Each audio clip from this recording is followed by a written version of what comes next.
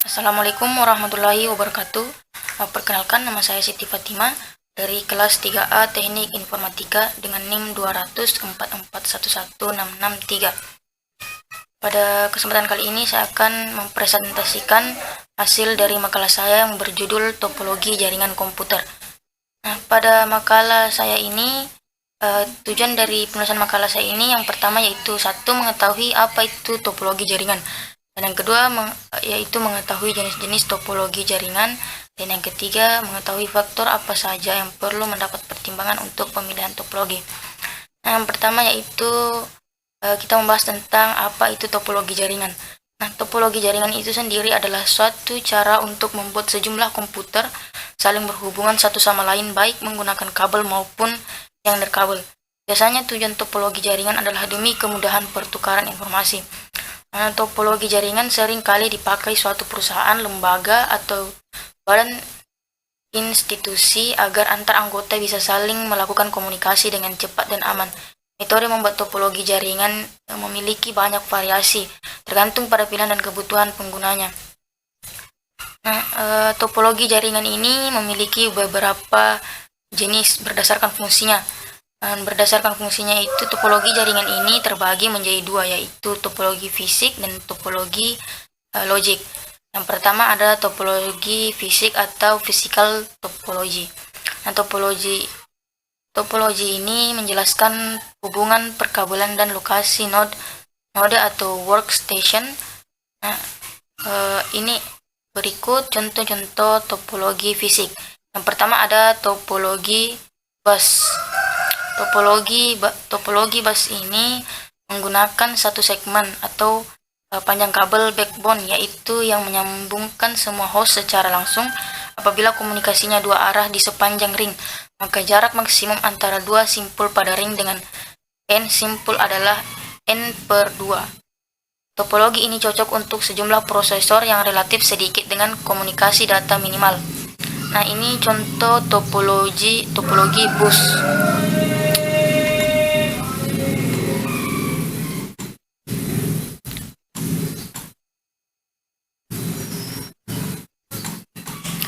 Nah, ciri-ciri topologi bus itu yang pertama adalah teknologi lama dihubungkan dengan satu kabel dalam satu baris. Yang kedua, tidak membutuhkan peralatan aktif untuk menghubungkan terminal atau komputer. Yang ketiga, sangat berpengaruh pada unjuk kerja komunikasi antar komputer karena hanya bisa digunakan oleh satu komputer. Yang keempat, kabel cut dan digunakan konektor BNC tipe T. Di ujung kabel dipasang 50 ohm konektor.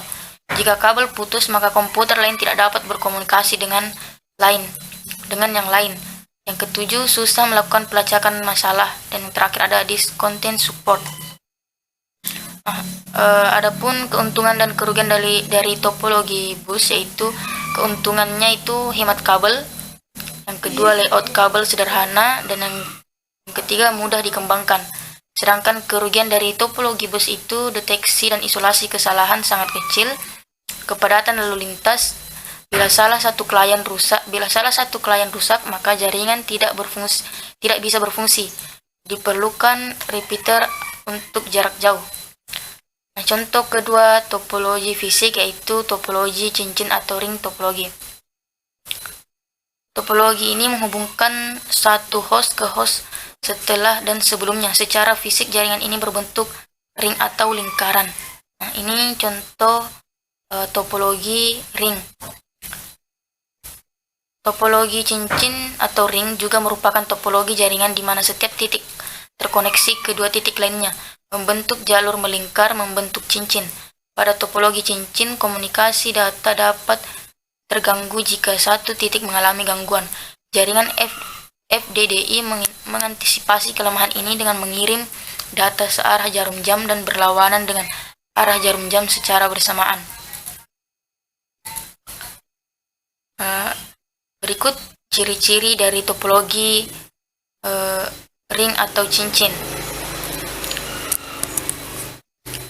Topologi ring atau topologi cincin, yaitu yang pertama itu teknologi IBM yang biasa dipasangkan dengan mesin IBM A400. Standar IEEE 802.5. Membentuk cincin. Setiap segmen dihubungkan dengan hub sentral MSAUV atau Multi Station Access Unit. Yang kelima ada konektor AUI atau Attachment User Interface. Yang keenam ada teknologi token passing untuk mengirimkan paket data dalam ring. Jika komputer satu down, maka data masih bisa mengalir. Yang terakhir ada disk content support. Nah, keuntungan dari topologi ring ini juga hemat kabel. Sedangkan kerugian dari topologi ring itu peka kesalahan dan pengembangan jaringan lebih kaku. Nah, contoh selanjutnya ada yang ketiga itu topologi bintang atau star topologi, yaitu menghubungkan semua kabel pada host ke satu titik utama. Titik ini biasanya menggunakan hub atau switch.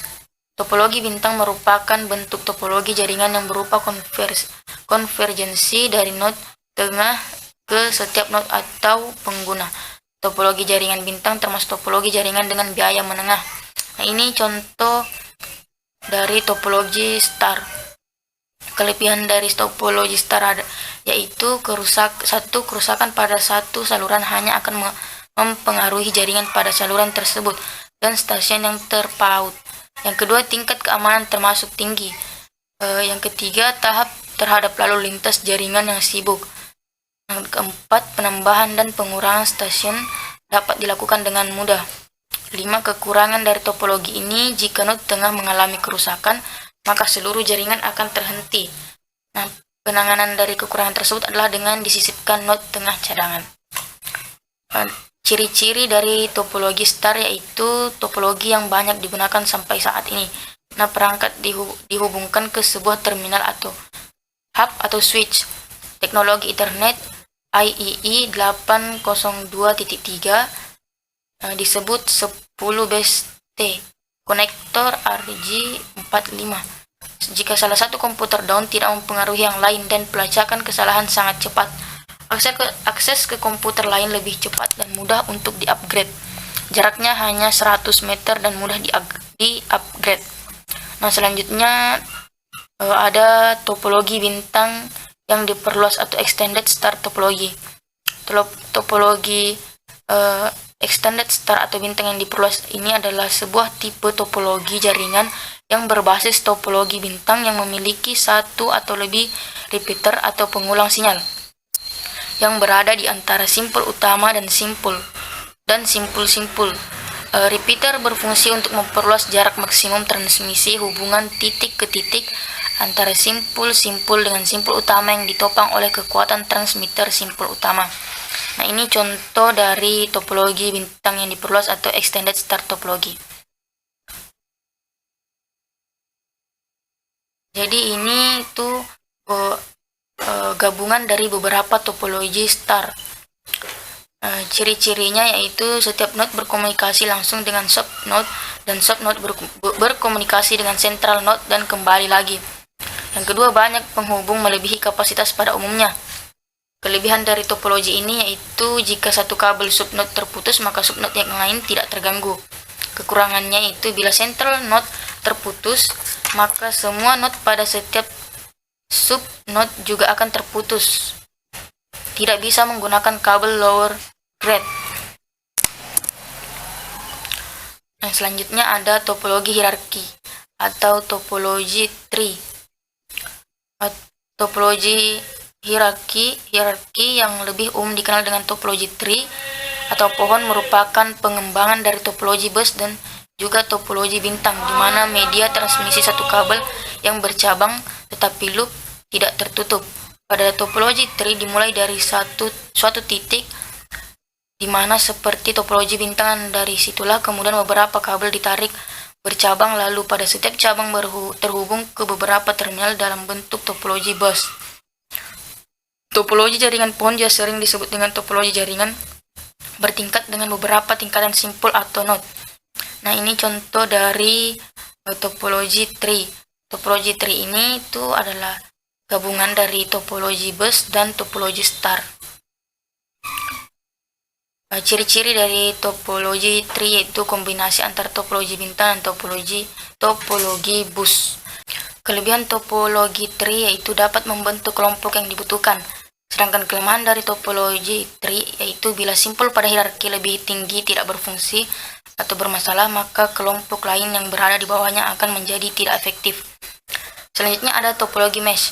Topologi mesh adalah suatu topologi yang memang didesain untuk memiliki tingkat restorasi dengan berbagai alternatif rute atau penjaluran yang biasanya disiapkan dengan dukungan perangkat lunak atau software.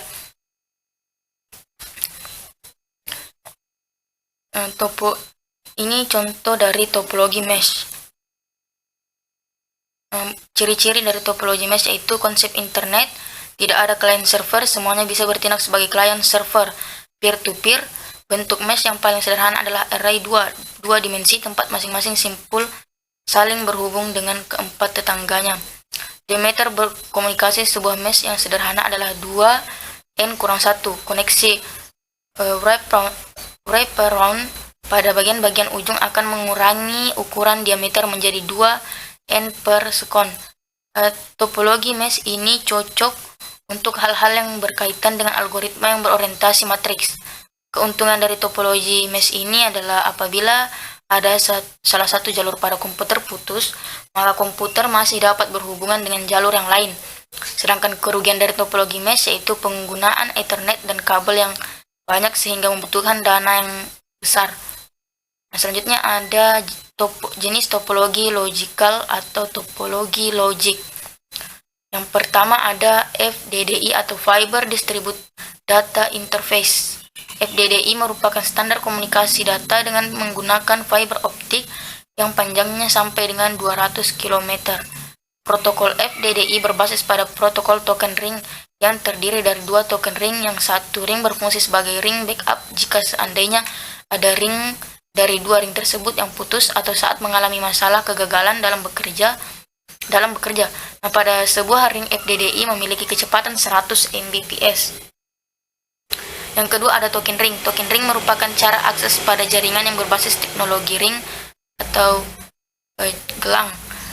Token ring memiliki kemampuan dalam pengiriman data dengan kecepatan 4 Mbps dan kemudian meningkat menjadi 16 Mbps.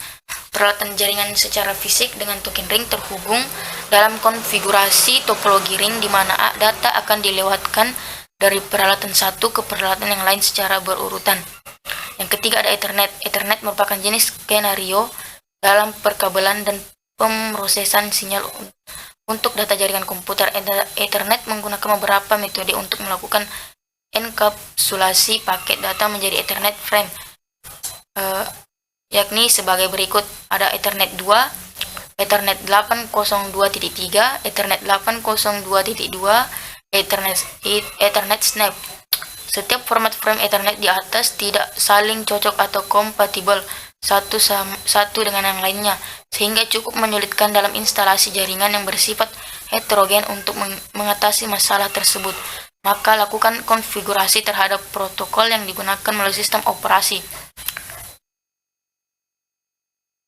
Nah, jadi untuk mengatasi dari masalah dari Ethernet itu yaitu melakukan konfigurasi terhadap protokol yang digunakan melalui sistem operasi. Menentukan topologi jaringan dalam membangun komunikasi berhubungan antara komputer bisa didasari dari segi ukuran skala jaringan dipergunakan, pembiayaan, tujuan, dan penggunaannya. Dan yang terakhir ada faktor-faktor yang perlu mendapat pertimbangan untuk pemilihan topologi. Nah, berikut adalah faktor yang harus dipertimbangkan dalam pemilihan topologi akan digunakan untuk jaringan komputer, yaitu satu ada biaya, kedua kecepatan, ketiga ada lingkungan, keempat ukuran, dan kelima ada konektivitas.